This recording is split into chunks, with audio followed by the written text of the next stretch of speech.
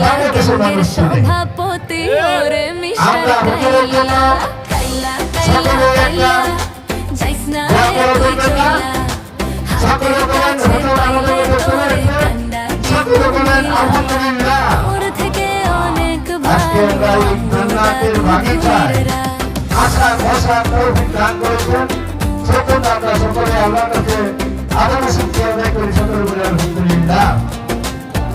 আজকে একটি সুন্দর সরকার নির্বাচিত হয়ে জনগণের মধ্যে নির্বাচিত হয়ে খোলা আকাশের নিচে আল্লাহ তাআলার হুকুম পালন করার জন্য ঠিক করার জন্য আজকে আমাদের কুয়াকাটা হুজুর এখানে উপস্থিত হয়েছেন। আরো অনেক সম্মানিত আলেমরা কথা বলেছেন।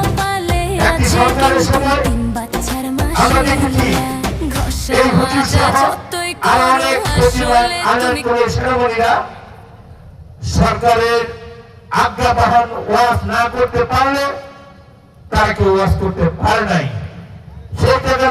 সেই দুষ্টতার কারণে আজকে মহান আল্লাহ তাআলার হুকুমে একটি ফ্যাসিস্ট সরকার বিদায় হয়ে যিনি ইসলামের আলোকে কথা বলবেন, যিনি ইসলামের পথে নির্দেশনা করবেন, তাদের ওয়াজে যদি বাধা হয় তাহলে আমরা মনে করি এই সরকার ইসলামের মূল্যবোধে বিশ্বাসী না।